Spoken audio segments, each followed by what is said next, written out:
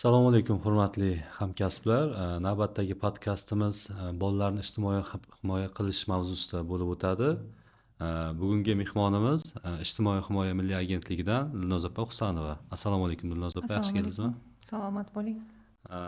Keling, Dilnoza opa, bu podkastimizni ko'proq amaliyotga bog'lab, ijtimoiy xodimlarda, qolaversa inson markazi xodimlarida ko'p uchragan savollarga javob izlasak podkast davomida. Birinchi suhbatlashadigan mavzuyimiz 2024-yilda qabul qilingan qonun, ya'ni bolalarni zo'ravonlikning barcha shakllaridan himoya qilish bo'yicha qonun. Bu qonunni qabul qilish dolzarbligi qanaqa edi? Bu qonunda boshqa davlatlarda tajribasi o'rganilib, bari qabul qilingan. Shu haqida bir aytib bersangiz. Avvalambor assalomu alaykum. Taklif qilganingiz uchun haqiqatda bolalarni ijtimoiy himoya qilish sho'basi faoliyatida, jumladan umuman inson ijtimoiy xizmatlari markazi faoliyatida bugungi kunda ko'plab islohotlarni ko'zda tutgan qonunchiliklar ishlab chiqildi va qaysidir biri kuchga kirdi. Albatta bu borada ijtimoiy xodimlarni, bolalarni ijtimoiy himoya qilish sho'balari va umuman inson markazini jamoasini ijro masalalarida roli juda ham katta. Bolalarni zo'ravonlikning barcha shakllaridan himoya qilish to'g'risidagi qonunni ishlab chiqilishda avvalambor O'zbekiston bola huquqlari to'g'risidagi konvensiyani ratifikatsiya qilgani bir asosiy sabablardan biri. Bola huquqlari kafolatlari to'g'risidagi qonun qabul qilinishi ham aynan mana shu konvensiya ratifikatsiya qilinishi natijasi.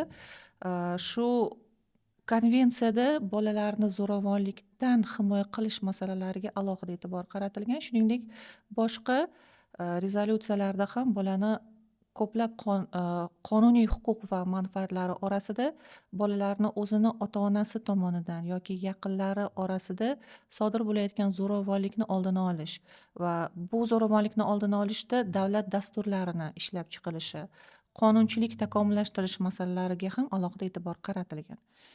Shuningdek, o'zingizga ma'lum, bugungi kunda ijtimoiy tarmoqlarda ota-ona tomonidan vaholanki ota-ona bolani himoyachisi, bolani xavfsizligini ta'minlovchi shaxs bo'lishi kerak bo'lgan paytda ota-ona tomonidan turli ko'rinishdagi zo'ravonlik holatlari sodir etilmoqda.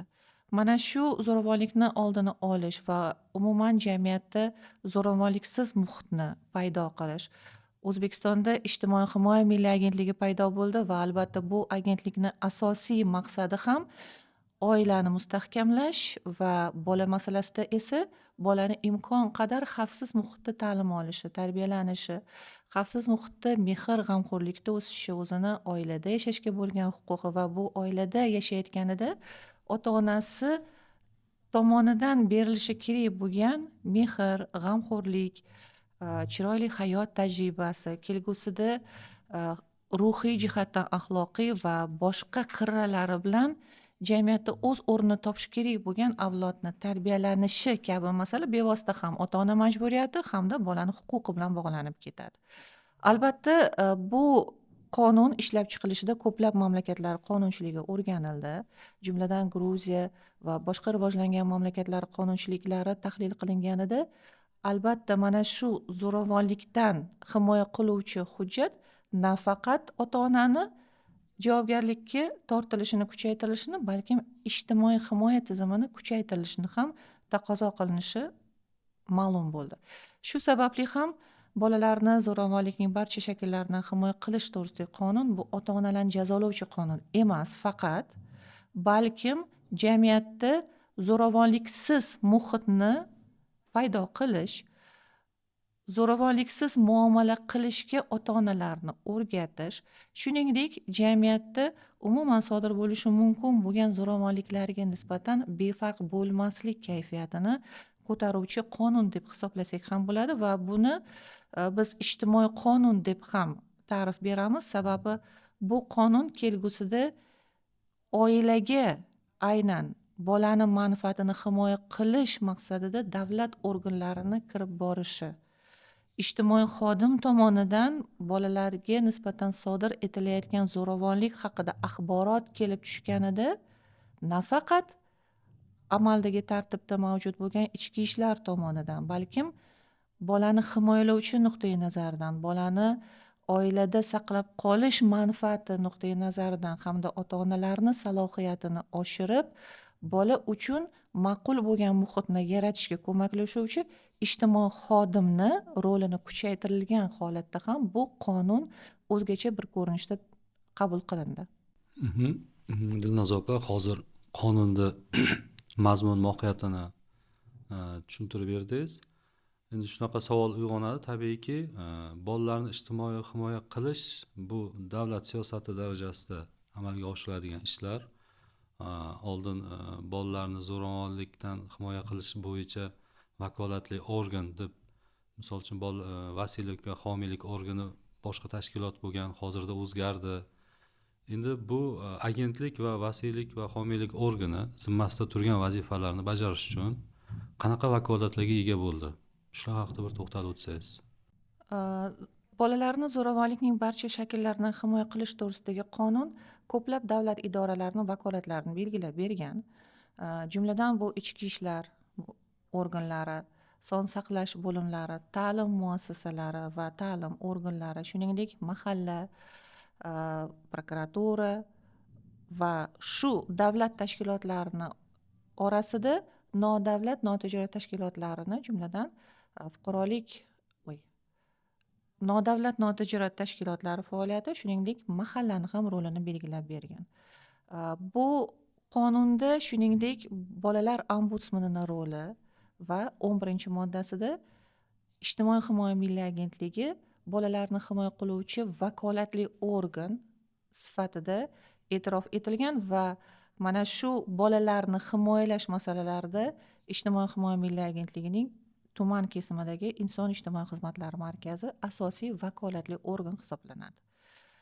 Bu vakolati doirasida albatta u nafaqat vasiylik homiylik organi sifatida, balkim umuman bolalarni, hatto o'z oilasida tarbiyalanayotgan bolalarni himoyalovchi bir organ sifatida alohida roli mavjud.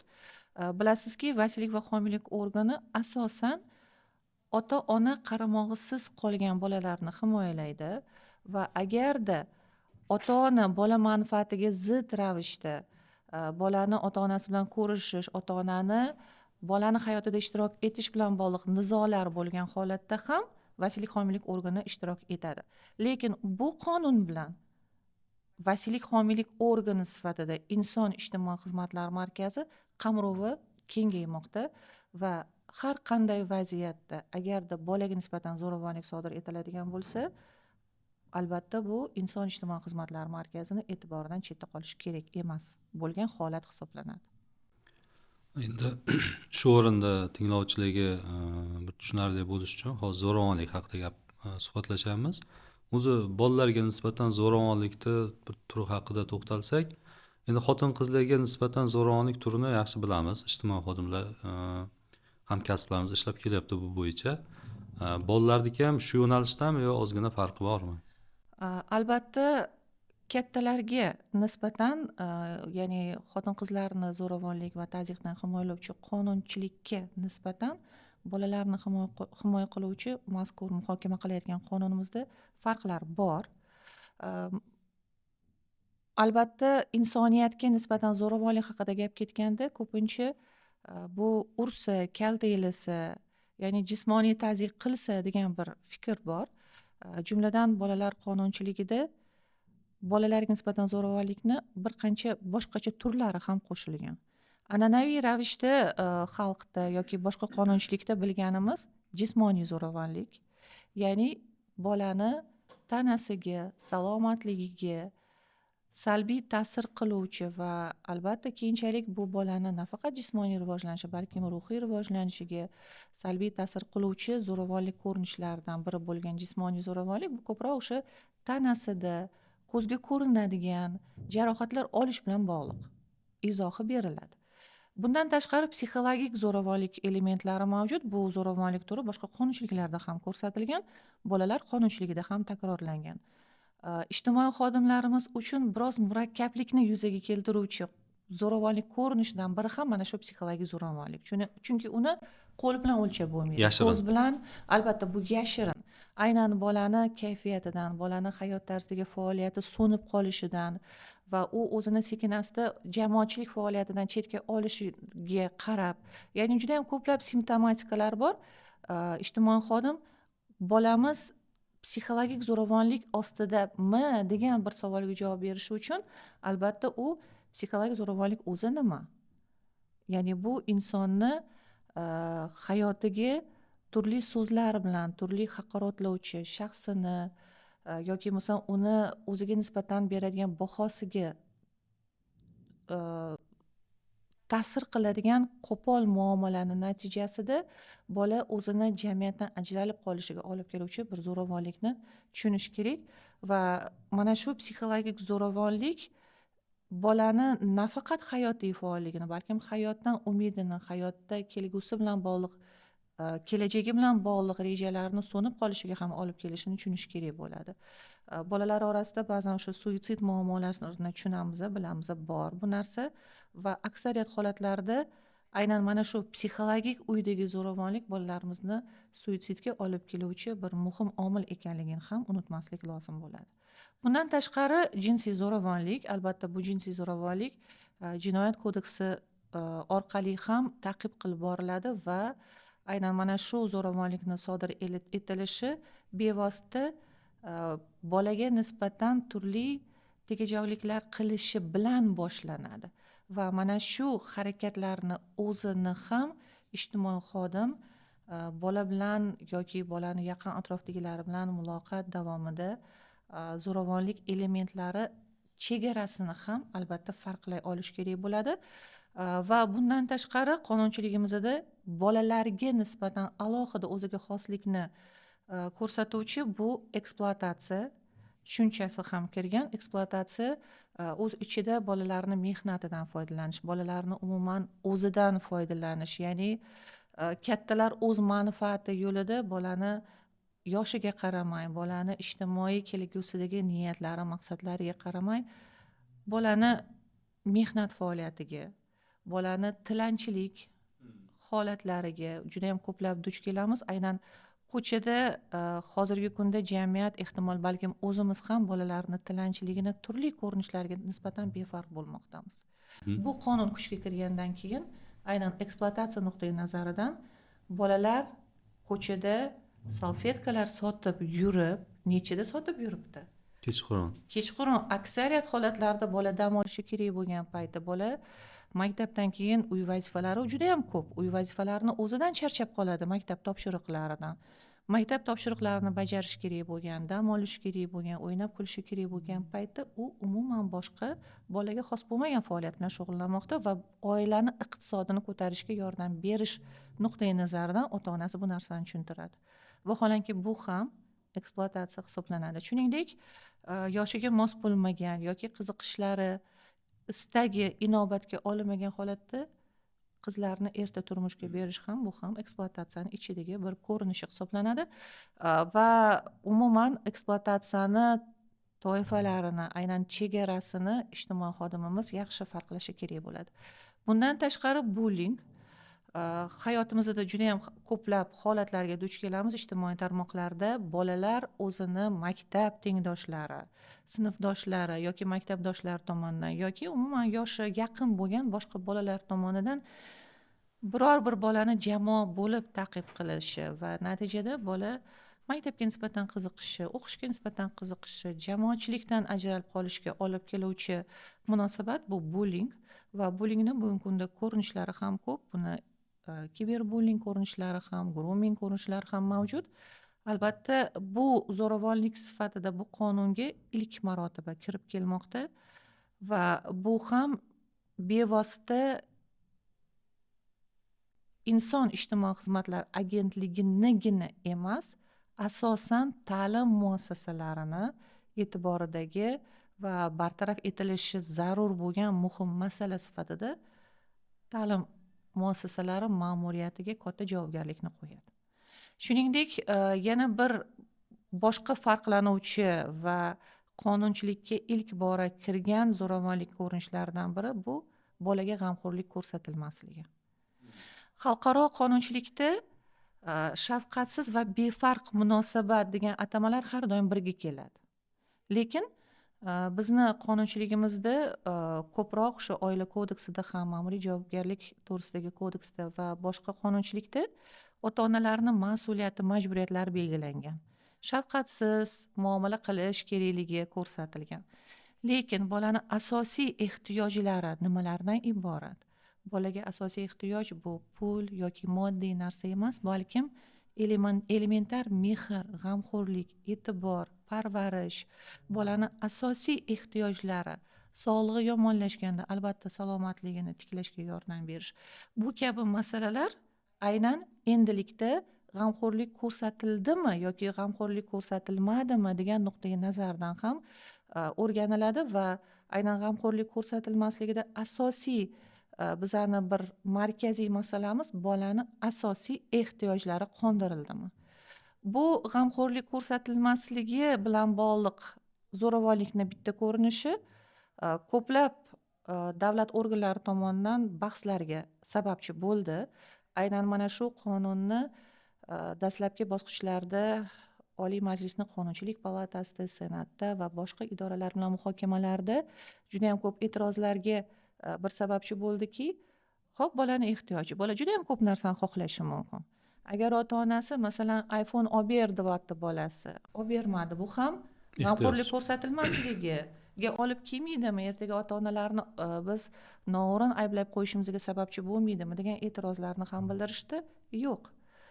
Ota-ona o'z imkoniyatlari bo'lganida, davlat tomonidan sharoit yaratib berilganida, bolani tibbiy, ta'limiy va boshqa ehtiyojlarini qondirish uchun resurslar mavjud bo'lib turgan holatda, agarda bolani asosiy bazaviy ehtiyoj, ya'ni bularga nima kirishi mumkin? Ta'lim olish, moddiy ta'minot, yegulikka, elementar uyda qulay sharoitlar yaratib berish, bolani rivojlanishi kerak bo'lgan dolzarb yosh bosqichida o'sha kerakli faoliyat bilan shug'ullanish uchun zamin yaratib berish. Mana shular aslida nazarda tutiladi. Shuning uchun biror bir narsani olib bermadim, men g'amxo'rlik ko'rsatmadim degan nuqtai nazardan bu narsani talqin qilish kerak emas. Ya'ni g'amxo'rlik ko'rsatilmasligi bu qachonki bolani kelgusida ma'naviy rivojlanishiga salbiy oqibatlarga olib keladigan bo'lsa, uni aqliy, ruhiy rivojlanishiga salbiy oqibatlarga olib kelishi ehtimoli bo'ladigan bo'lsa, mana shunda g'amxo'rlik ko'rsatilmasligi nuqtai nazaridan talqin qilish mumkin. Men birgina shu yerda misol aytib ketay. Yaqinda bir shunaqa murojaat bo'ldi. 15 yasharli qiz. 15 yasharli qizni ota-onasi bor. Qizcha 4 yasharli paytida ota-ona urushib qolyapti. Ona qizni olyapti-da, oiladan olib chiqib ketmoqda va boshqa bir begona oilaga siz meni yangamni chiroyli tarbiyalab bergansiz, shu qizimni ham tarbiyalab bering deb 4 yasharligida tashlab ketyapti. Qiz 15 yasharligida qiz uydan qochib ketyapti. Qochib ketishiga shu xonadonda qizni mehnat ekspluatatsiyasida 15 yoshga to'lgan bo'lsa-da, maktab ostonasini ko'rmagan qiz. Yozishni bilmaydi, o'qishni bilmaydi. Bu qizni keyinchalik biz o'zimiz ham borib o'rgandik, tayinli yotog'i yo'q. Qizni faqat mehnatidan foydalangan. Qizdan qaysi joyda yotgansan, seni yotog'ing qani? O'sha qizni mehnatdan foydalangan insonlar bilan ham gaplashganimizda qizni kiyimlari qayerda turadi? Qani kiyimi bormi? Tayinli bitta burchakni topib bera olishmadi. Tayinli bir mana yotog'i mana bu deb ko'rsatib bera olishmadi. Oiladagi kattalar anu burchak, mana bu burchak deb ko'rsatyapti. Sekingina oiladagi boshqa bir kichikroq yoshdagilardan so'rasa, hamma joyda yotib yuraverardi. Bu oilani a'zolari qizni mehnatdan foydalangan, ota-ona 4 yasharda tashlab ketgan, umuman unutgan. Uydan chiqib ketganda bolam 4 yashar deb ota ham 15 yoshga to'lgunicha qizidan xabar olmagan. Vaholanki uni mehnatdan foydalangan insonlar, e'tibor bering, qizni ta'limga bo'lgan huquqini buzmoqda. Ya'ni bolani g'amxo'rlik ko'rsatmaslik elementlari ichida juda ham ko'p. Na bolani tayinli yotog'i bor, na bolani tayinli kiyimi bor. Shu uydagi yanga kiygan, o'zidan ortgan kiyimlarni berib yurgan. Va bu uyda ertalab soat 4 da erta azonda qiz turar ekan, og'ir ishlar, mehnat, bu uyga bu qizdan moliya juda ham yaxshi foydali bo'lgan. Moliyaviy jihatdan qiz juda ham oila uchun foydali bo'lgan. Loaqal shu mehnatiga yarasha bir tug'ilgan kunini chiroyli o'tkazib berdingmi? Tishi og'riganda doktorga olib bordingmi? Ya'ni bolani ham sog'lig'i, ham ta'limi, ham xavfsizligi, qulay sharoiti bilan bog'liq, umuman rivojlanishi, bu qizni tan olinishi bilan bog'liq. Barcha ehtiyojlari inobatga olinmagan. Bu oilani javobgarlikka tortadigan bo'lsak, bu oila hech kim bola uchun. Shuning uchun ham bolalarni zo'ravonlikdan himoya qilish to'g'risidagi qonunga yana bitta muhim holat kiritilgan.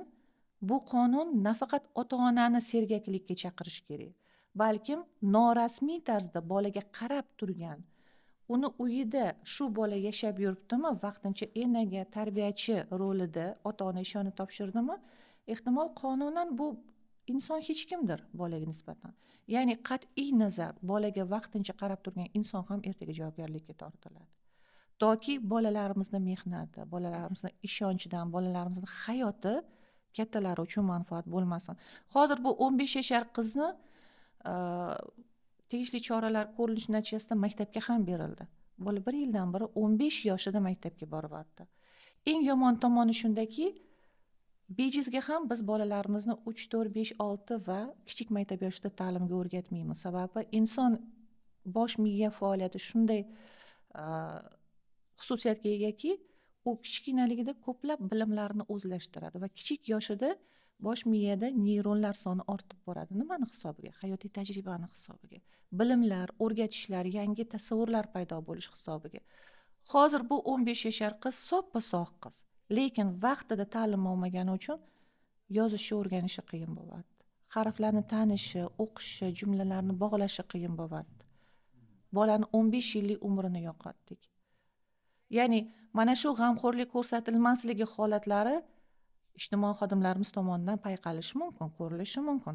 Aynan mana shu g'amxo'rlik ko'rsatilmasligi tushunchasi endilikda nafaqat bolalarni himoya qilish sho'basi, balkim ijtimoiy xodim xonadonga kirib borganida u boshqa oila a'zolari ijtimoiy xodimni o'z ehtiyoji nuqtai nazaridan chaqirgan bo'lsa-da, ijtimoiy xodimimiz oiladagi barchani kompleks baholashi kerak bo'ladi. Ijtimoiy xodimning nazaridan hech kim chetda qolib ketish kerak emas. Vaholanki mana shu qizcha yashagan muhitda o'ta restoran bo'lgan. Restoran ortidagi uy bo'lgan. Uyga ichki ishlar xodimlari ham kirib ketgan, prokuratura xodimlari, mahalla bilgan shu xonadonni 11 yildan beri bu oilaga begona bo'lgan va maktabga bormayotgan qiz borligini bilgan. O'sha muhitdagi hayotni ko'rishgan, bilishgan. Biladi, bilmaslikdan iloji yo'q. Iloji yo'q. Albatta hozir o'zini ma'muriy javobgarlikka tortilishdan qo'rqib, o'zini bilmovdimga olyapti.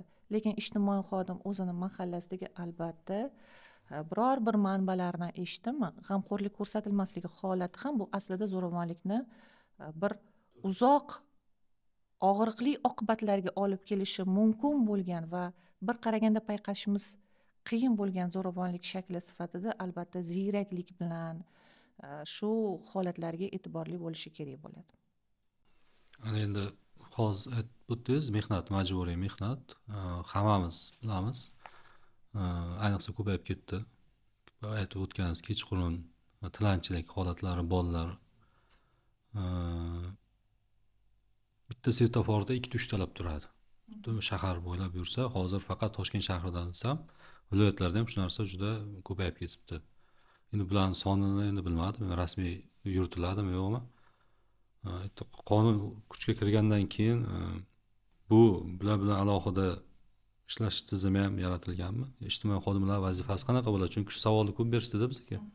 Hozir ham endi norasmiy ishlashyapti ekan, hududlarga qarab topshiriq shunaqa bo'lgan. Misol uchun bolalar yuribdimi? Ijtimoiy xodimga, o'sha mahallasidagi inson markazi xodimiga borib aniqla kim bu, kerak bo'lsa kes och, oilasini bilan suhbatlash, mahallasiga bor, nimaga maktabga bormayapti? Shunaqa norasmiy nima deydi, topshiriq bo'lib ishlaydigan holatlar bor. Ana endi ulardan nima deydi, so'rov bo'lyapti.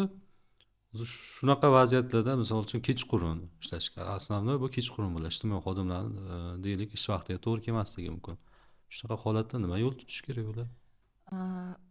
Avvalambor bu haqiqatda dolzarb mavzu o'zim ham judayam ko'p o'ylayman, ham fuqaro sifatida, ham mutaxassis dilemma o'rtasida qolaman. O'zim svetoforlarda o'sha ona tilanchilik qilib yuradi, yonida kichkina bolasi turgan bo'ladi yoki nogironligi bo'lgan bolani aravaga o'tkazib qo'yishgan bo'lishadi. Nafaqat tilanchilik qilishyapti, g'amxo'rlik ko'rsatmaslik yoki mehnat ekspluatatsiyasi elementlari bor. Bu yerda bolani hayotini xavfga qo'yishyapti. Bu masalada hozir ijtimoiy xodimni roli qanaqa degan savolga javob berish erta. Sababi bilasiz, 15-maydan bu qonun kuchga kiradi va bugungi kunda tegishli mas'ul vazirliklar tomonidan o'zini me'yoriy huquqiy hujjatlari ishlab chiqilmoqda va u hali o'z yakuniga yetmagan. Ehtimol bu masala bo'yicha kelgusida yana ham atroflicha gaplasharmiz, lekin hozir bildirmoqchi bo'lgan fikrim, hozirgi kunda qanday jarayon kechadi. Har qanday bolaga nisbatan mana shu zo'ravonlik holatlari, tilanchilik holatlari, bola mehnatidan foydalanish orqali bolani issiq, sovuq kunlarda bolani hayoti sog'lig'iga xavf soluvchi sharoit ekanligi va tilanchilik bo'layotganligi haqida har qanday fuqaro o'sha tegishli ichki ishlar organlariga murojaat qilishi kerak bo'ladi va tegishli o'sha voqeani rasmga, videoga olgan holatda va bugungi kunda ichki ishlar nima qiladi? Mana shu ota-onalar bilan suhbatlashib, ularni ma'muriy javobgarlikka tortadi. Shtrafini to'lashi kerak bo'ladi ota-ona va yana qo'yib yuboriladi. Ya'ni hali bizda tizimli oilani qo'llab-quvvatlashga qaratilgan hali bir jarayon yo'lga qo'yilishi bilan bog'liq hali yana ko'plab o'ylaydigan tomonlarimiz bor. Aslida hozirgi kunda ijtimoiy xodimlarimiz ichki ishlar tomonidan mana shunday oilalar aniqlangan taqdirda ehtimol balkim bolani olib qo'yiladigan darajaga kelar. Chunki 3 yoshdan kattaroq bo'lgan bolalar agar ota-onasiz yurgan holatda ko'rishsa, ba'zan ota-onalar o'zi ham yugurib qochib ketib qoladi bolasini qoldirib. Bolam hech narsa qila olishmaydi deb. Bu bolalarni odatda voyaga yetmaganlar uchun ijtimoiy huquqiy yordam ko'rsatish markaziga joylashtiriladi. Bizni inson ijtimoiy xizmatlar markazimizni aynan mana shu voyaga yetmaganlar uchun ijtimoiy huquqiy yordam ko'rsatish markazi bilan bog'liq faoliyati doirasida nima qilish kerakligi aniq. Ya'ni bola bu markazga tushdi yoki bo'lmasam ichki ishlar tomonidan oila va farzand bilan bog'liq xavfli vaziyat yuzaga keldi. Albatta bu bolani ota-ona oilasida saqlab qolishga bo'lgan urinishlarini nafaqat ota-onalar bilan ishlash, balkim ichki ishlar organlari bilan hamkorlikda ham mana shu bolani huquqini yo'lga qo'yish bilan bog'liq yangi yondashuvlarni tashviqotini qilib borish kerak. Chunki bolani oiladan olib qo'yib inson ijtimoiy xizmatlar markazi ham, ichki ishlar organi ham baraka topmaydi. Faqatgina biz bolaga zarar qilib qo'yamiz va bugungi kunda mehribonlik uylari kamaytirilayotgan va imkon qadar bolalar uylari bo'lmasin, oilalardan ajratilmasin degan paytimizda bolalarni oiladan ajratish ham bu faqatgina bizni noinstitutsionallashtirish siyosati yo'lida qilayotgan ishlarimizga xalaqit berib qoladi. Shuning uchun bugungi kunda inson ijtimoiy xizmatlar markazining muhim vakolatlaridan biri bu bolani oilada saqlab qolishga bo'lgan urinish va bu maqsadda oilani qanaqa resurslari yetishmayapti, ishga joylashtirish, bu ota-onalarni psixologiyasi bilan ishlash, ya'ni tilanchilik nafaqat o'zi uchun, balkim bolani kelgusi rivojlanishi uchun qanchalik salbiy oqibatlari borligini tushuntirish va ijtimoiy xodim aynan qonun doirasida bola bu yoshda nima bilan band bo'lishi kerak? Ota-onalarni ixtiyoriy, majburiy tarzda maktabga doimiy qatnashini ta'minlash, maktabdan keyin qo'shimcha to'garaklar bilan doimiy shug'ullanishini ta'minlashga ko'maklashish kabi choralarni ko'rish kerak bo'ladi va endi bitta ozgina holatlar bor. Tilanchilik qilish bilan ota-onalar bir joyda bir oy ishlab topadigan pulidan ko'ra juda ham ko'p pul topishadi. Man o'zim so'rab ko'rdim endi 2-3tasidan shu kechqurun to'g'ri kelib qolganda kuniga misol uchun shu kecha kunduzda 300 ming, 400 ming 3 soat, 4 soat ishlab, kechki vaqt ishlab, kunduz kuni ishlamaydi ular. Kechki vaqt ishlab 300 ming, 400 ming pul topishi hayron qoldim. Keyin sabab nimada, ota onang qayerda deb so'radim bir qizchadan, 11 yoshli qizcha. E, Onasi og'ir betobligini aytdi. Kichkina singillari bor ekan. Bu oilada bunday qilib aytganda pul topishga majbur bo'lgan shaxsni bittasi. Otasi tashlab ketgan. Endi bu rostmi yolg'onmi bilmadim. Bu vaziyat bilan keyin tushuntirishga harakat qildim. Xo'p dedi, lekin baribir men gapim ertaga baribir chiqadi bu ishga. Albatta chiqadi, chunki yana bitta tomoni bor. Bolalarimiz tilanchilik qilib kunini o'tkazayotganda erta katta bo'lib qoladi. Ko'zingizga qarab turib, ko'zini pirpiratmasdan turib ham yolg'on gapirib, shunaqangi yo'q narsalarni o'xshatib, siz katta odamni ham dovdiratib qo'yishi mumkin. Eng yomoni, ya'ni bolamizni yolg'on gapirishga ham o'rganyapti-da. Yolg'on yo'llar bilan ertaga o'zini hayot bilan kurashish o'zini qoidasini shakllantirmoqda. Mana shu holatlarni oldini olishda bu kompleks ishlar bo'lishi kerak. Nafaqat ijtimoiy xodim tomonidan, balkim keng tashviqot bo'lishi kerakki, ko'chada tilanchilik holatlarida rahm qilib pul bermaslik. Bu gapingizdan qilaman. Juda jamiyatga ham, davlatga ham juda og'ir. Sababi o'z aytganingizdek, qiz bola bo'lishsa, o'g'il bola bo'lishidan qat'iy nazar ta'lim yo'q.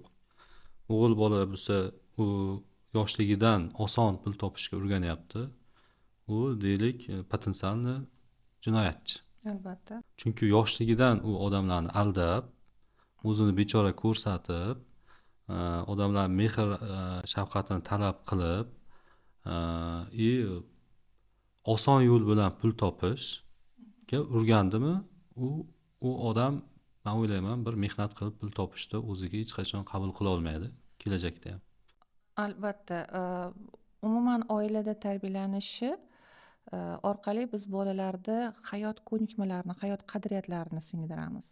Aynan ko'chada tilanchilik qilish ham insonlarda oila qadriyatlariga mos bo'lmagan noto'g'ri, noo'rin stereotiplarni, jamiyat qabul qilishi qiyin bo'lgan noma'qul odatlar shakllanishiga olib keladi. Buni juda ham ko'plab salbiy tomonlarini sanash o'zi mumkin. Shu o'rinda endi haligi savolingizga qaytadigan bo'lsak, ijtimoiy xodim albatta mana shu ichki ishlar organlari tomonidan vaziyatlar aniqlanganda, murojaatlar kelib tushganda oila bilan kompleks ishlash hisobiga kerak bo'lganda tibbiy, kerak bo'lganda huquqiy javobgarlikka tortish, kerak bo'lganda o'sha ota-onani mehnat qilish bilan bog'liq boshqa muqobil resursni topib berishga yordam berish va jamiyat tomonidan esa kutiladigan, hali haqiqatda e'tiroz haqida gapirdingiz. Bugungi kunda men e'tibor berdim, ijtimoiy tarmoqlarda blogerlar tomonidan ham tilanchilik qilayotgan bolalarga pul bermanglar. Har qanday tilanchilikni orqasida muhtojlik emas, yolg'onchilik yotadi. Aslida bu ehtiyojmand emas, bu shunchaki tekin pul topishga odatlanish degan bir tashviqotlar ketidan xalqda tilanchilik qilib qo'lini cho'zib turgan odamga har kimga ham pul bermaslik yoki berish bilan bog'liq menimcha xalqda o'zgarishlar bo'ldi. Ancha bo'ldi oxirgi. Mana shu tashviqotlarni kuchaytirish kerak. Ijtimoiy xodimlarimiz bir tomondan shu oilani pulsiz qoldirmaslik uchun ijtimoiy xizmatlarni ko'rsatishga tayyor tursa, ikkinchi tomondan jamoatchilik bu bolalarga, bu ayollarga tilanchilik qilayotgan paytda pul bermaydigan bo'lsa, bu ayollarimiz уже tilanchilikka qarab chiqmaydi, chunki ko'chada kuni bilan turganida pul topolmagandan keyin sekin-asta bu tilanchilik qilishdan qaytishi mumkin. Ya'ni bu yana bitta bir imkoniyat, bu yo'li. Va ijtimoiy xizmatimiz agarda shu bolani va ota-onani majburiy uni majburiyatiga chaqiradigan bo'lsa, ishni topib berib boshqa muqobil variant ishlarga ko'ndiradigan bo'lsa, yangi hunarlar, yangi faoliyat bilan shug'ullanishga yordam beradigan bo'lsa, bu ham bir muncha ota-onalarni bolasidan foydalanmasligiga olib kelishi mumkin, lekin albatta bu narsani 100% aytib bo'lmaydi. Chunki shunaqa bir tilanchi xonadonlar, oilalar bor, avloddan avlod kasb bo'lib keldi. Bu kasbni o'zgartirish, bu kasb stereotipini sindirish bir muncha qiyinroq bo'ladi. Lekin har qalay qonun bilan bu mehnat ekspluatatsiyasini ichida tilanchilik masalasini ham kirgani umid qilamizki, bunday noma'qul harakatlarni kamayishiga ham olib keladi. Chunki bu bolalar ham majbur, ota-onasini chizig'idan chiqmaslikka majbur. Ular ham havas qiladi maktabga chiqishi, maktabga borib qopga ko'tarib borishi, boshqa bolalar kabi o'qimishli bo'lishi orzu havasini qiladi. Mana shu orzu havasini qilishga biz ijtimoiy xodimlarimiz ota-onalarning mas'uliyatini kuchaytirish hisobiga, kerak bo'lsa ma'muriy javobgarlikka tortish bilan ham buni erishish kerak bo'ladi. Bu Dilnoza opa, mana shu qonun bo'yicha yoshi katta insonlar bilan suhbatlashdik. Shu qonun qabul qilindi, yaqinda kuchga kiradi desak, bilasizmi, javob berishdi, bolalarni yana ham tarbiyasiz qilar ekansizlar degan yoshi katta odamlar. Nimaga deb savol berdimda endi. Shunaqa deb tartibini tushuntirib berganimdan keyin bizani o'zimizda sharqona qadriyatlar bor. Nima deydi, bolani qattiq ushlash kerak, otani ko'ziga tik qaramaslik kerak. Shunaqalar eshitganman, doimiy mehnatda bo'lgan bolani tarbiyasi boshqacha bo'ladi. Yengil hayotdan olib qochish kerak bolani degan bizani stereotiplarga qarshi bu qonun. Men o'zimni ham o'ylantirib qo'ydi. Eslab ko'rsam, yoshligimizda biz ham soat 5 da turganmiz, vaqt agar majbur bo'lsak. Dadam misol uchun majbur qilgan soat 5 da turib shu hovlida ishlashga. Har doim emas, endi bo'lgan. Yoki maktabda yaxshi o'qimagan vaqtim, tarsaki yegan vaqtlarim ham bo'lgan. Qanaqa hozir bir-biriga zid narsa emasmi? Bizani hattoki mutaxassislarni ham fikrini o'zgartirish hozir dilemmada turibdi mutaxassislar ham. Bu qonun nima deydi, endi ochiq gapiradigan bo'lsak, ishlab ketib to'g'ri odamlar talqin qilishi yoki bu qonun qadriyatlarga zidligi bo'yicha dilemmada turibdi. Mutaxassislarning ichida ko'pchilikda. Aholini buni qabul qilishi juda og'ir kechishi tabiiy. Shu bo'yicha aytsangiz. Nafaqat masalan aholi, balkim qariyalardir, balkim o'qimishli bo'lmagan, shu mehnat, uy, ish, bolani urishib, katta qilib, men yedirishim kerak deb hayot tarzini o'tkazgan insonlar tomonidan, balkim bu qonunni loyihasi nechta jabhadan o'tgan bo'lsa, hatto deputatlarni ham e'tiroziga sababchi bo'ldi. Ertaga meni keyin farzandim sudga beradimi? Yo'q. Bu qonun kimnidir bola tomonidan ota-onani sudga berishga chaqiruvchi qonun emas. Va haqiqatda mana hozir siz aytganingiz, bu ertalabdan 5 dan turib uy ishlarini qilganingiz bu mehnat ekspluatatsiyasi emas. Bu sizni hayotga o'rgatuvchi hayot tarzi. Bu kun tartibi. Oilada bo'lishi lozim bo'lgan va kelgusida bolani o'zi uchun manfaatli bo'lgan faoliyat. Va umuman bu oila jamoasida ichida nechta inson bo'lsa, barcha imkon darajasida bu oilani hayot faoliyati uchun, kelgusida o'sha hamma orzu havaslariga yetish uchun barcha harakat qilish kerak. Ya'ni bir jipslilik bu aslida.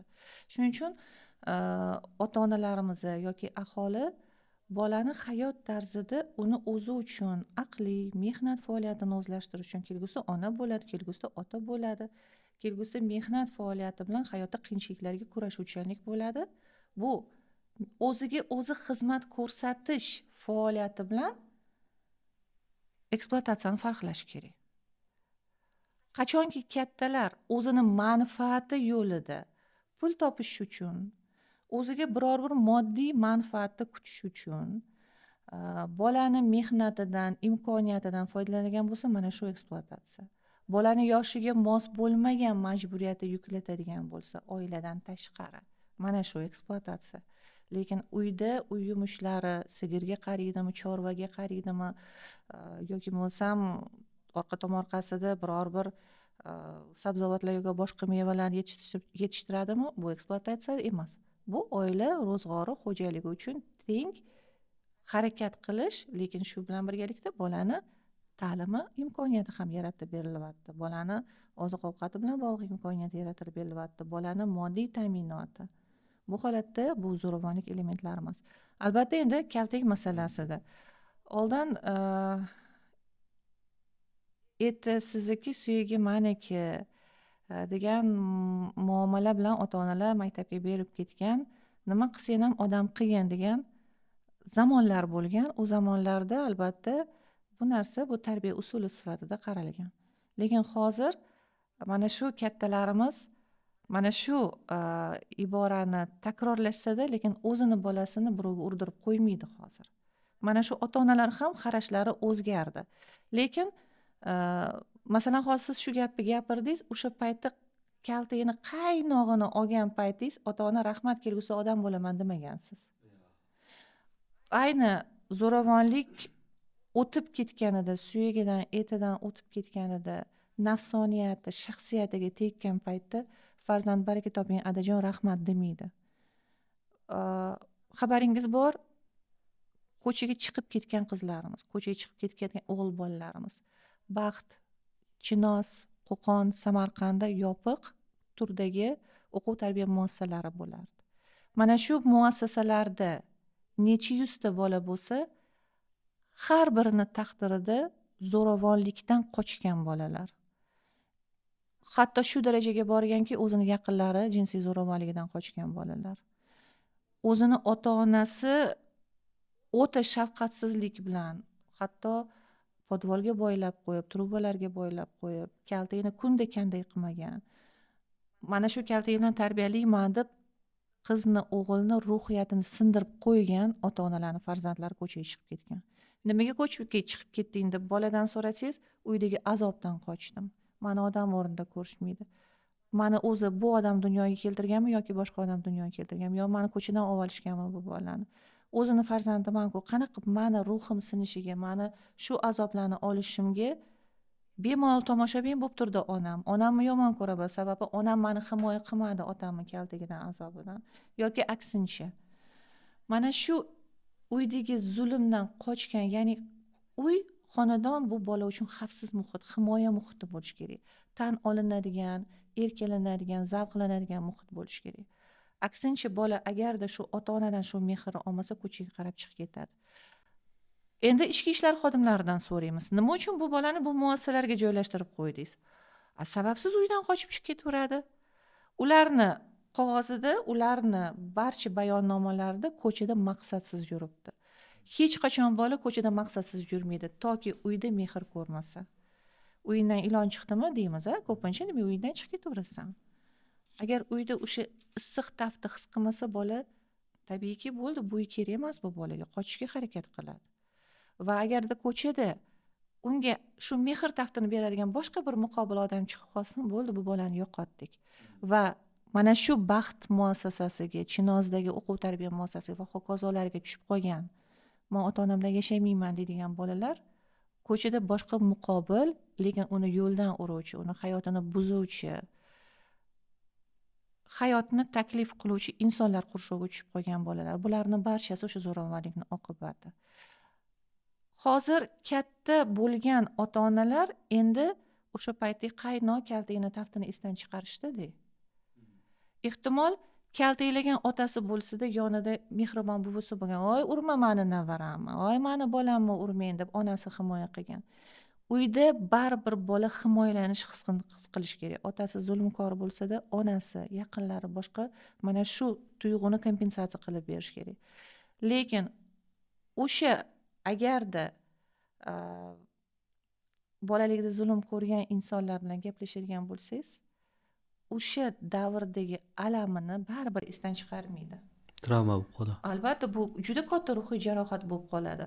Aksariyat farzandlar katta bo'lib, men ota-onamdan olgan azobimni o'zim bolamga ravo ko'rmayman deb o'zicha o'zini tarbiyalaydi. Vaholanki agar shu insonlarga o'zgarishga oldingi ajdodi yo'l qo'ygan stereotipni sindirishga bo'lgan urinishi bo'ladigan bo'lsa, bu juda ham yaxshi. Mana shu ota-onalarga psixologlar yordami kerak bo'ladi. Nimaga? Sababi bizni bolaligimizda olgan hayot tajribamiz nafaqat xotiramizda qoladi, balkim xulq-atvorimizda ham qoladi. Ba'zan mendan shu men o'zimni bolamni urmayman degan ota-onalar bexosdan bolasini urganini keyin achinib aytishadi. Vaholanki men o'zim xohlamagandim farzandim urishi. Zo'ravonlik sikli degan, ya'ni zo'ravonlik zanjiri degan muammo bor. Mana shu zo'ravonlikdan himoyalovchi qonunimiz, hali aytganimdek, jamiyat orasida, insonlar orasida zo'ravonliksiz kayfiyatni uyg'otish uchun ham bu muhim hisoblanadi va bu qonunni ortidan juda ham ko'plab tashviqot ishlari bo'ladi. Agar o'sha ota-onalar haqiqatda anglasa, psixolog bilan gaplashsa yoki biror bir yaxshi tajribali pedagog bilan gaplashsa, qanchalik bu hayotda oldin yo'l qo'ygan xatosi noto'g'ri ekanligini anglaydi. Va man bir o'rinda eslatib o'taman, o'zingiz ham bilasiz, bugungi kunda farzandlik oluvchilar va tutingan ota-onalarni tayyorlash kurslari ham mavjud. Mana shu kurslarimizda bolalarni zo'ravonlikdan himoyalash kabi mavzu ham mavjud. Man o'zim tajribamda juda ham ko'plab yoshi katta insonlar bilan gaplashganman. O'sha insonlar qamalib ketgan o'g'lini yoki yomon yo'lga kirib ketgan qizini, bolasini tarbiyalashmoqda.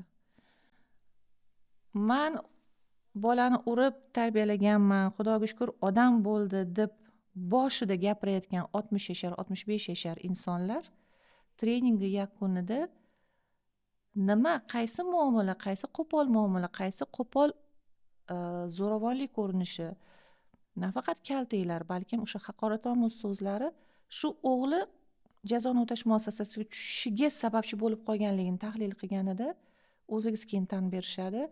Man haqiqatda o'g'limni bugungi kunda qamalib ketishiga, qizim yomon yo'lga kirib ketishiga o'zim sababchi bo'lgan ekanman. Endi man nabiralarimni tarbiyalayotganda oldin farzandimga qilgan xatoyimni takrorlashim kerak emas ekan degan fikrga kelishadi. Ya'ni ota-onalar uchun ota-onalar kursi, nima uchun zo'ravonlikni sodir etish kerak emas kabi masalani hali ko'p o'rgatishimiz kerak bo'ladi.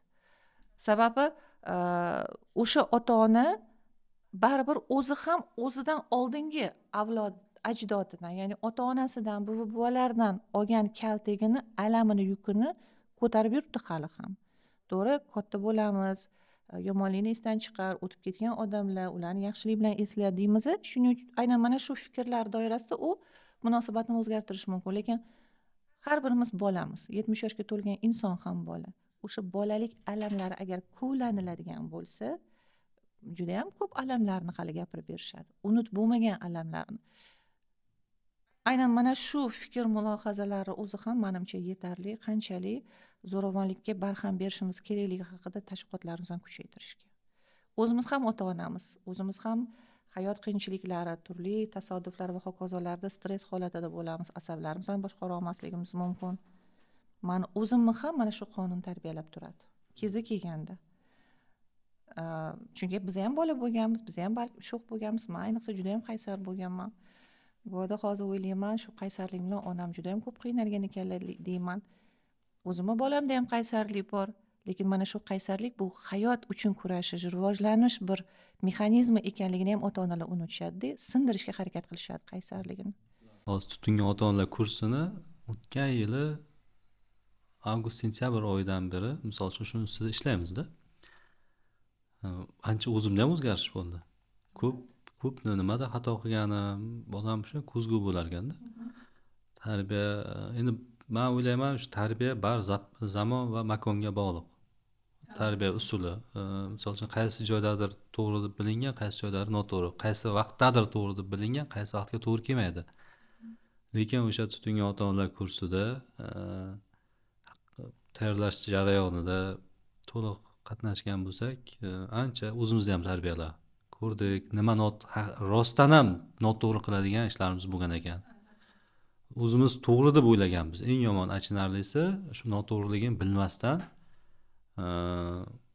Shuning uchun hozir ham endi bu sal mavzudan chetda bo'lsa ham tutingan ota-onalar kursi bo'yicha masalan shu xulosalarni ham eshitamiz ota-onalardan. O'zi aytib o'tganingizda yaxshi, ijobiy. Ana endi savol shu zo'ravonlik bo'yicha bu qonunni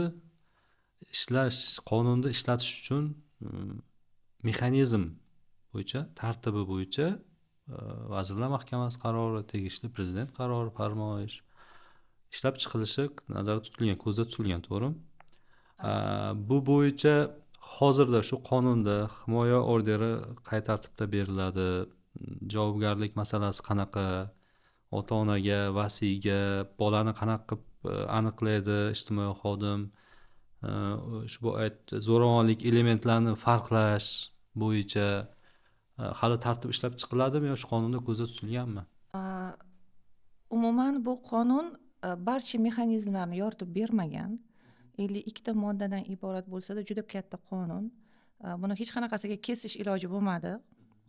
Garchi Qonunchilik palatasida ham qisqartiringlar deyilganda buni ilojisi bo'lmadi, lekin shunda ham baribir uni mexanizmlari to'liq yoritib berilmagan.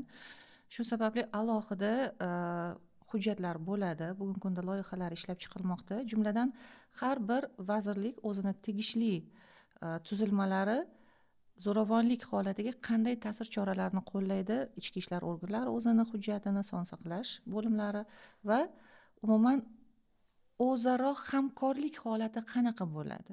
Chunki zo'ravonlik u faqatgina ijtimoiy himoya tizimigina chora ko'radigan holat emas, balkim uni ketida sog'liqni saqlash vazirligini o'zini vakolatlari doirasida ichki ishlar, prokuratura kabi vakolatli organlarni ham roli ko'rsatilgan. Shu nuqtai nazardan idoralararo hamkorlik standartlari bugungi kunda loyihasi ishlab chiqildi va u muhokama bosqichida umid qilamizki, mana shu standartlar o'zaro idoralararo hamkorlik mexanizmlarini ertaga ijro jarayonida qulayliklarni yaratishga xizmat qiladi. Endi qonunimizda shunday holatlar ko'rsatilgan. Agarda bola zo'ravonlik xavfi ostida bo'ladigan bo'lsa yoki zo'ravonlik jabrlanuvchisi ekanligi aniqlangan bo'lsa, kim bo'lishidan qat'iy nazar bu haqida tegishli organlar qatorida vakolatli organ Inson ijtimoiy xizmatlari markaziga xabar berishi kerak bo'ladi. Va Inson ijtimoiy xizmatlari markazi bevosita voqea sodir bo'lgan joyga chiqib, vaziyatni case management tartibida baholaydi. Bilasizki, case managementda xatar yo'q. Xatarni quyi darajasi, xatarni o'rta darajasi, xatarni yuqori darajasi degan o'lchami bor. Lekin bugungi kunda xalqaro ekspertlarimiz tomonidan aynan zo'ravonlik masalasida xatar quyi, xatar yuqori degan ikkita bosqich ko'rsatilmoqda. Nimaga? Sababi hozir mutaxassislarimiz zo'ravonlikni simptomlarini, ya'ni belgilarini farqlashi kerak. Va mana shu belgilarni farqlashi bilan bir barobarda darajasi qanaqa bo'lyapti hayoti, sog'lig'i uchun. Qachonki yuqori darajasi aniqlansa, mana shu holatdagina himoya orderi beriladi va himoya orderi ichki ishlar organlari tomonidan bizni ijtimoiy xodim ishtirokida beriladi. E'tibor bering, himoya orderini ichki ishlar berdi, jo'natib yubordi, hujjatingni olib kel menga degan narsa bo'lmaydi. Himoya orderi berilish jarayonida bizni ijtimoiy xodim ham ishtirok etishi kerak bo'ladi. Nimaga? Himoya orderi bu shunchaki hujjat emas, balkim himoya orderi bilan birgalikda ijtimoiy xodim bu bolani himoya qiluvchi rejani tashabbuskori bo'lishi kerak. Individual vaziyatda aniqlangan xatar omili mazmuni, toifasidan kelib chiqib, tegishli vakolatli organni shu rejani ijrochisiga aylantirishi kerak bo'ladi. Bu degani idoralararo kim nima ishni qiladi degan vazifa ham mana shu rejada bo'ladi. Va himoya orderi shunchaki himoyalovchi hujjat emas, balkim himoya rejasi bilan birgalikda bu bolani manfaatini barqaror darajada himoyalanishini ta'minlashga xizmat qilishi kerak. Ayollarimizga nisbatan himoya orderi berilganda albatta himoyalovchi dastur ko'zda tutilgan edi, lekin ijtimoiy xodim u darajada bu masalada faoliyati qaysidir ma'noda kim nima ish qilish kerak degan mazmun biroz kamlik qilgan edi, lekin hozir kattalar bilan bolani solishtirganimizda juda ham katta tafovut bor. Kattalar baribir o'zini himoya qila oladi, lekin bolamiz o'zini himoya qila olmasligi sababli ham mana shu himoyalovchi reja albatta muhim hujjat hisoblanadi va bolaga zo'ravonlik sodir etilayotgani, xavf ostida ekanligi haqidagi signal kelib tushganda bizni insonni juda muhim bir vakolati xonadonga kirib borishga haqli. Xuddi ichki ishlar noziri mahalladagi shu xonadonga kirib borishga qanaqa haqli bo'ladigan bo'lsa, signal kelib tushganda albatta shu xonadonga kirib borishi va vaziyatni o'rganib tegishli chora ko'rishga haqli hisoblanadi. Endi shu joyda bitta vaziyat tasavvur qilaylik. Ijtimoiy xodim bordi. Zo'ravonlik holati, aytganingizda inson markazi vasiylik homiylik organi bordi, ijtimoiy xodim ham bordi. Bolaga nisbatan zo'ravonlik elementlari ko'rindi.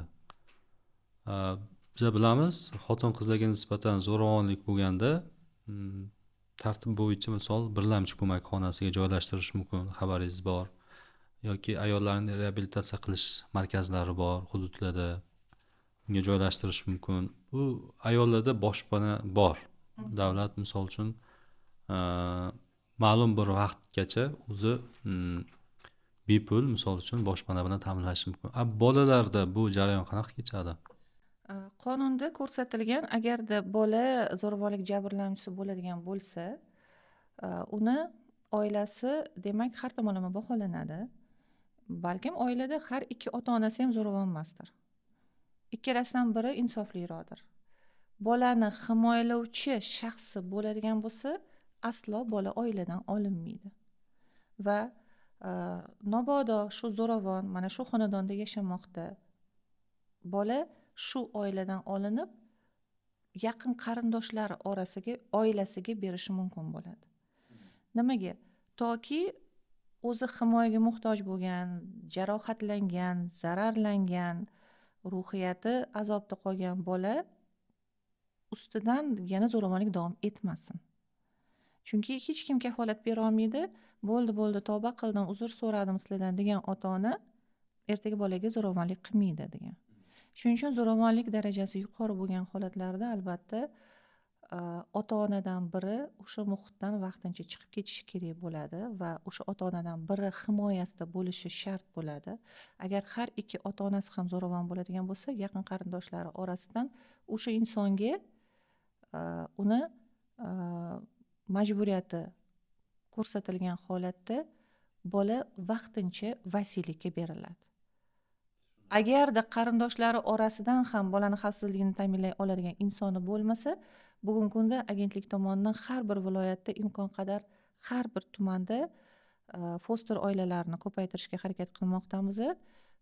Xabaringiz bor, Vazirlar Mahkamasining 893-sonli qaroriga binoan endilikda oilaviy bolalar uylarida qisqa muddatli joylashtirish shakli ham belgilangan. O'zini qarindoshlari muhitida saqlab qolish imkoniyati bo'lmagan bolalarimizni ijtimoiy xodim hamda nozirimiz tomonidan rasmiylashtirilgan dalolatnoma asosida maxsus tayyorlangan oilaviy bolalar uyimizga, ya'ni o'sha tutingan foster oilamizga qisqa muddatga ijtimoiy shartnoma asosida joylashtirishimiz mumkin bo'ladi.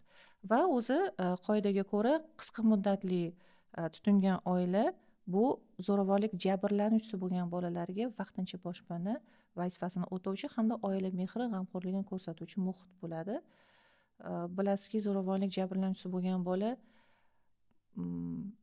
bir tomondan ehtimol o'zini ota-onasidan mehr ko'rmaganlikdan azoblansa, ikkinchi tomondan bu bola bir mehribon boshqa bir oila qanaqa bo'ladi o'zi, shuni ham ko'rishi kerak. Va uchinchi masalasi esa bu bola o'sha vaqtda reabilitatsiyaga muhtoj, ijtimoiy reabilitatsiyaga. Aynan oilaviy bolalar uyimizda bola nafaqat boshpana topadi, balkim shirin so'zni topadi, mehribon onani, otani qanaqa bo'lish kerakligini vaqtincha bo'lsa ham his qilish imkoniyatiga ega bo'ladi. Va ota-ona bilan albatta ijtimoiy xodim tegishli ijtimoiy xizmatlarni davom ettiradi bu vaqtda. Bolani olib chiqib ketdi, bo'ldi degani emas. Inson ijtimoiy xizmatlari markazi hali aytganimdek va yana aniqlik kiritaman, Vazirlar Mahkamasining 893-sonli qarori bilan birinchi ilovasi bilan vasiylik va homiylik organi faoliyati to'g'risidagi nizom tasdiqlangan. Mana shu nizomga ilk marotaba gatekeeping funksiyasini amalga oshirish, jumladan bolani oilada saqlab qolishga bo'lgan, oilani qo'llab-quvvatlashga qaratilgan ijtimoiy xizmatlar ham nazarda tutilgan. Oilani qo'llab-quvvatlash degani bu zo'ravonni qo'llash o'zi kerak degani emas. Oilani qo'llab-quvvatlash umuman bola manfaatida oila butunligini saqlab qolish nazarda tutilgan. Demak, bolani vaqtincha qayergadir, deylik, oilaviy bolalar uyi qisqa muddatli joylashtirganimizda ota-ona bilan ishlash davom ettiriladi. Agarda ota-ona qonunchilikda o'rnatilgan tartibda ota-onaning huquqi cheklanadigan holatgacha bormagan bo'lsa, ota-onaning huquqidan mahrum qilinadigan darajaga bormagan bo'lsa, albatta bu ota-ona bilan ma'muriy choralar ko'rilish barobarida ota-onalik salohiyatini oshirish.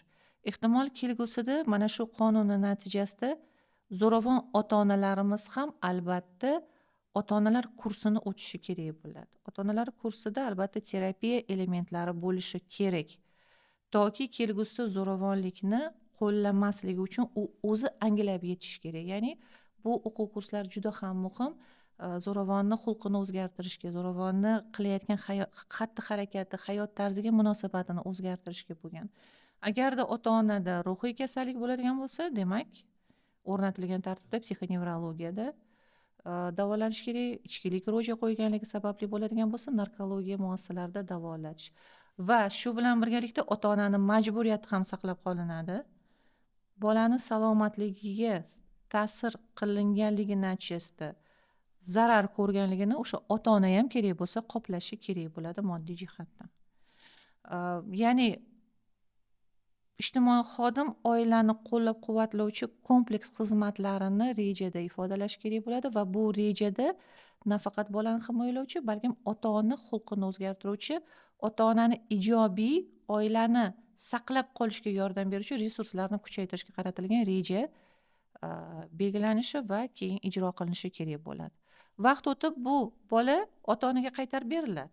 Agarda ota-ona haqiqatda vaqt o'tib tavba qilib, xulqini o'zgartirib, munosabatini o'zgartirib, bola bilan yana mehrli muloqot bo'lishiga ishonch hosil qilinganda bola yana ota-onaga qaytarib beriladi.